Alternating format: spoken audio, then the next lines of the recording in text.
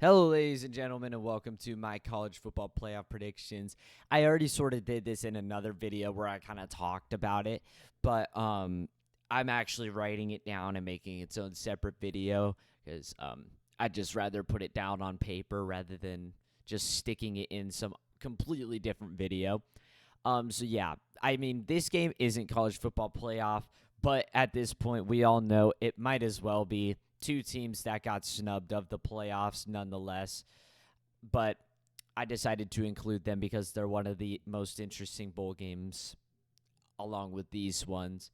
Let's get straight into it. A like and subscribe would help. A comment always helps. And please, it means a lot if you watch to the end of the video. So let's get straight into this.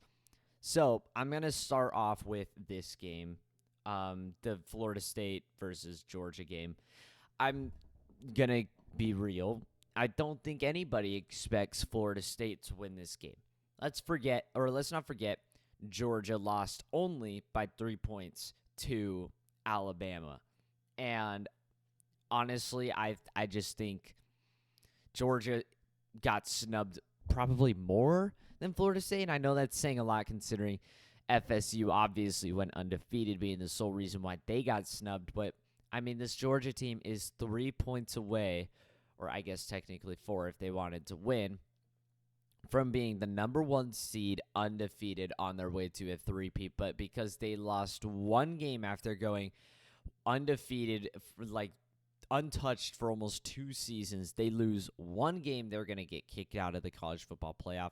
Both of these teams' fan bases have got to be livid. Probably Florida State's fan base over Georgia's, considering Georgia's won 2 in the last 3 years. But nonetheless, this would make a pretty good bowl game if, the teams weren't the way they were. Florida State's schedule and whatnot, as we know, as I've spoken about, is not necessarily as strong as Georgia's. And Georgia's got a pretty good offense when it comes down to things. But there is 2 things that these teams share in common, and it is very solid defenses. However, Georgia has weapons on the offense where Florida State is missing their most important weapon. And as we saw in Florida State's, or as we've seen in majority of Florida State's last couple games, they haven't been putting up many points against pretty, I wouldn't say mid, because Louisville's defense is pretty good, but they've been putting up pretty little points. I think Georgia is going to be the strongest defense they play. So I'm going to give Florida State 6, but Georgia, Carson Beck is a very good quarterback. There's a lot of talent on this team, considering that everybody should come back and play for Georgia in their last game before they go on. I think Georgia will be able to score more points. This might include a defensive score. Hell, maybe even give Florida State a defensive score on top of things. But this game should just be really defensive. I think that's the expected outcome of this. But give me Georgia. Texas versus Washington. This is my big game. I feel like a lot of people are going to say the Michigan-Alabama game is going to be the most interesting. However, I disagree. I think this one is going to lead to like an Oklahoma-Georgia type of college football playoff game. These 2 teams, I think these are the strongest offenses they have played all year so far. And honestly, Texas, they played so far the highest powered offense they've played, or I guess the second highest powered offense they've played, because Alabama's offense is pretty good, and Texas' defense managed to lock them down in the second game of the year. But the next best team would have to be Oklahoma, and they were pretty much outscored by Oklahoma in that game, 34-30. So I'm just like, what it is right now is I think both of these teams have good defenses. Obviously, there's loads of talent on these teams, but I think the offensive weapons are going to be the strongest both of these teams have seen, leading to an offensive shootout. Let's just look at Texas's weapons for a second. We've obviously Quinn Ewers, Xavier Worthy, Jonathan Brooks. I mean, there's a lot of good people on Texas, and we've seen time and time again Texas has put up plenty of points this game. They pretty averagely score 30 plus a game until like 2 games towards the end of the year, where they were just under by 1 point against TCU and by 4 points against Iowa State. But they've also picked up since then. I think Texas has one of the best offenses in the league. But then you also have Washington's offense, which consists of Michael Penix Jr., Dylan Johnson, Roma Dunze, Jalen Polk, and McMillan, which is just absolutely loaded. And I'll tell you this much, McMillan, having struggled through an injury all year, he looks like he's healthy now, and that added a whole new level of offense for Washington in that Oregon game. And I'm excited to see what both of these teams do offensively. But I've bet against Washington pretty much all year. I called for Oregon twice this year. I don't know if I called for upsets, or I don't remember if I called for upsets against Washington. But I've been I did. I actually called for Oregon State to upset them.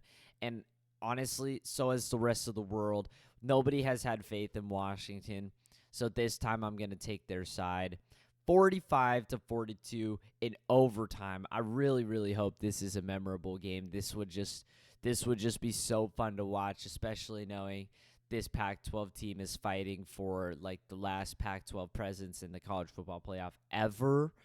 I would really, really like to see Washington do good in this game and hopefully win it. Texas, though, I would not mind seeing them in the college football playoff. I'm happy this was a matchup, because even though I would have liked to see potentially other matchups, that being said, obviously we want to see what Washington and Michigan could do. Alabama, Washington as a rematch, Texas, Alabama, or something like that. But this was definitely a very, very nice matchup. This was very, very good choice, because now I get to see two of the teams that I'm rooting for get into the national championship no matter what. Now moving on to this game, Michigan versus Alabama.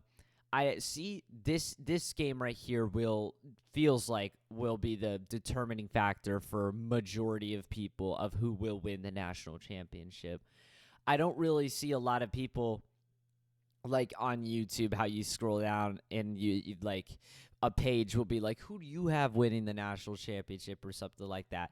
Majority of the percentage lies in either Michigan or Alabama. Not many people have faith in Texas or Washington.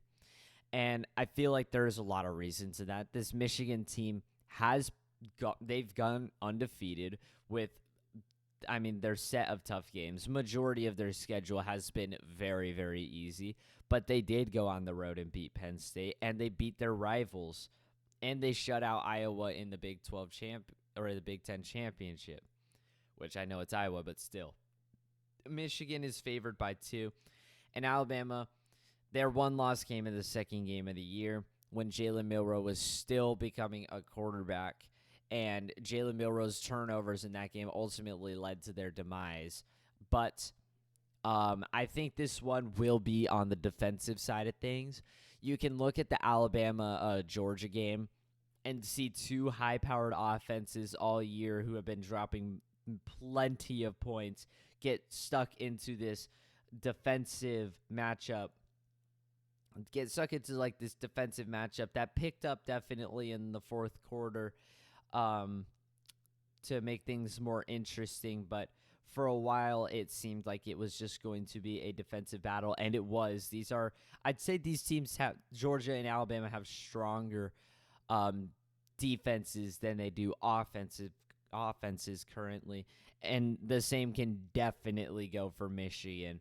Michigan's offense is just really a sketchy one. Michigan's obviously favored because of their extraordinary defense and their really strong run game.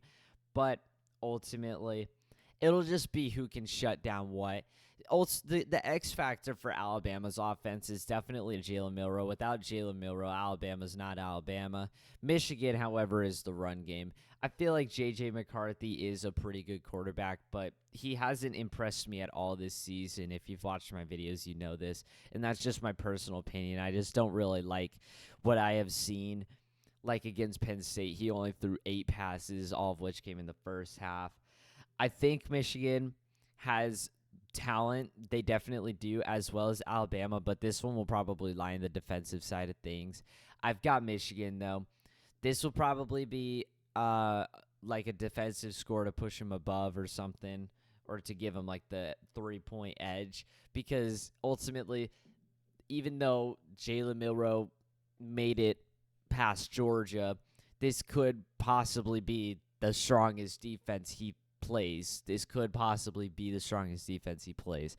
We don't know. We're taking steps out of the conference, and I'm going to bet that Michigan has the better defense. I think the Big Ten is surrounded entirely by defenses. Iowa, Michigan, Ohio State, Penn State, all these teams have relatively weaker offenses, with the exception of, I guess you could say, possibly Ohio State's. No, not Ohio State's. I mean, they were carried by Marvin Harrison Jr. I think, yeah, the Big Ten is just surrounded by their defenses, and considering Michigan made it out of the Big Ten undefeated, because a large reason being their defense, the biggest reason being their defense, versus Alabama's offense did win them some games. I mean, Auburn versus Alabama is a prime example. But enough yip-yap, enough chatter. Give me Michigan. And that's obviously the last college football playoff game. I wanted to do a quick video because I haven't been posting much. If you made it this far, I do want to say that I'm going to start making some changes to the channel, because now that college football is like getting ready to come to a close, and it's the transfer portal time, this is where the channel typically stops, because I don't really follow the transfer portal and recruiting that much. I'm not too crazy about it. I will stay tuned with like some updates, but I'm not really going to make any videos about the transfer portal or recruiting or anything like that. So I'm going to start making some changes to the channel, and what I choose to do in the future is completely unknown. I know I want to do basketball. I know I want to do NFL, but when basketball comes to a close and it's just that empty portion of the year, who knows what the channel could see. I'm probably going to change the channel name from College Football Guy to something else, just so it's not kind of stupid when you see College Football Guy posting something not college football related, right? But if you made it this far, that's the information I had. But yeah, a like and subscribe would help. A comment always helps. That's all for me. Adios.